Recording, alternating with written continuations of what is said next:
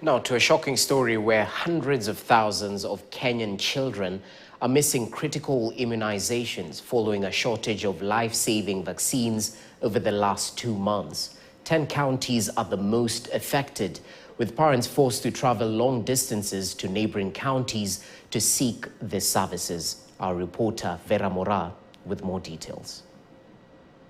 The ministry's acknowledgement of the vaccine shortage has placed 1.6 million infants and pregnant women at risk due to potential immunization gaps. Measles is, I think, the third one I've heard about. We already have an outbreak in Turkana, and probably this is the reason as to why we're having that outbreak. And of course, the other one was polio. I don't think I really need to talk about the devastating lack of polio vaccine, the effects that it would actually have, because we'll be talking about cases of paralysis. The country is looking at a stockout in less than 2 months. This shortfall is attributed to delay in payment and a reduced budget for procuring and distributing routine vaccines. Specifically in Meru County, the vaccines, all of them that we have in stock currently, cannot last more than 3 months. And the one that is in the worst status, it is the BCG. BCG is used to prevent severe conditions of TB in 1 year old, less than 1 year old children. And Meru being one of the TB high disease burden, it means that you are facing a situation whereby these children may start having these conditions. Kenya faces the looming threat of a nationwide stockout within 2 months, with current vaccine stocks dangerously low. The Council of Governors says it has already raised an alarm with national government, revealing that counties have been grappling with a limited supply of 6 vaccines, putting hundreds of thousands of babies at risk. What the facilities have so far done is that they have reduced the numbers of days when the vaccines are done.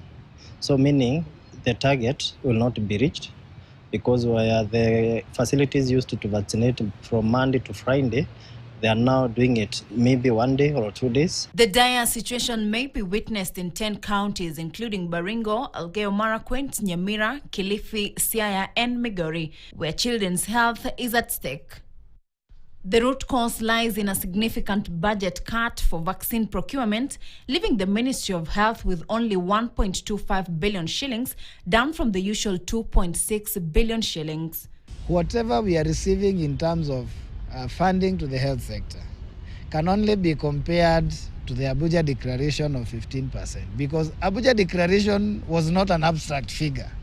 It came from PSs who had sat, they had analyzed their countries, it went into the CSs and then to the presidents. This financial strain has resulted in unpaid bills amounting to 4.5 billion shillings under the co-funding model supported by donors. But I think we shouldn't even be talking about a future budget now. I think the fact that we have shortage of basic vaccines, we should have had an explanation from the CS by now. The ministry and partners are fast-tracking the shipment of vaccine, expected to arrive by the first week of June 2024.